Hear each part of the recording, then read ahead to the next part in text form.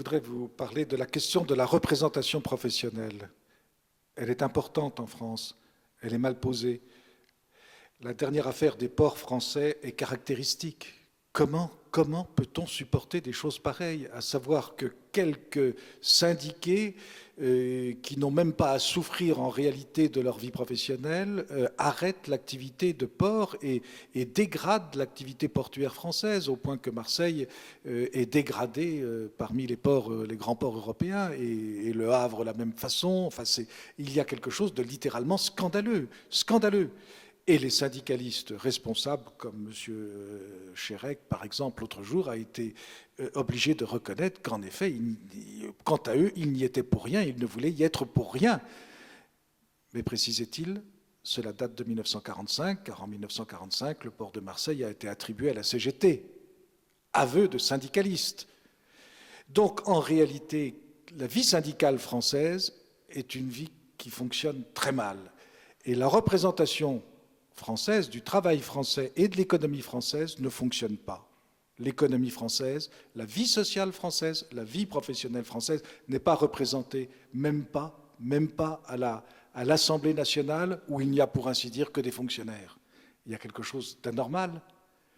Tout se règle entre fonctionnaires et syndicats, mais syndicats tout à fait organisés et pratiquement seuls représentatifs de l'idéologie dominante républicaine.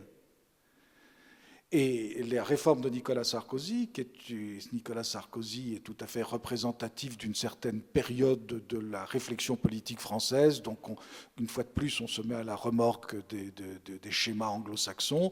Donc, il suffit de coordonner la vie politique sur deux grands partis. Voilà, donc on a fait cette réforme partisane et politicienne pour organiser la vie politique sur le débat PS-UMP, c'est-à-dire conservateur et progressiste. Voilà, en gros, c'est ça. Et puis également sur le plan syndical, cette réforme de la représentativité est en réalité catastrophique car elle tue la liberté et elle donne de la force aux syndicats qui sont organisés idéologiquement et qui sont organisés politiquement et qui vivent de cela parce que les ressources viennent en fonction, comme pour les partis politiques, de ces choix qui sont faits. C'est dramatique et on le voit bien parce que la vraie vie professionnelle française n'est plus représentée, n'est pas représentée. Il y a certes les chambres de métiers, les chambres du commerce et de l'industrie, mais elles ont relativement peu de pouvoir. Et il y a quelque chose de fantastique. En France, nous avons au niveau national et au niveau régional, il y a bien sûr les conseils économiques et sociaux à l'échelon national et à l'échelon régional, mais vous les interrogez, ils ne font que des rapports et des rapports que personne ne lit. Le problème est mal posé. Il serait nécessaire d'avoir une représentation en France des intérêts réels, des régions, des entreprises, de la vie professionnelle, et non pas sous une forme de classe, sous une forme d'idéologie, de représentation idéologique. Il faudrait avoir une représentation réelle. Alors ça, c'est une réforme considérable à laquelle personne ne veut s'atteler. Et c'est celle qui, dans le fond, a échoué en 1789. Quand les États généraux se sont constitués en Assemblée nationale constituante et qu'ensuite le pouvoir politique et souverain a été revendiqué par la représentation. La représentation en France est devenue immédiatement idéologique.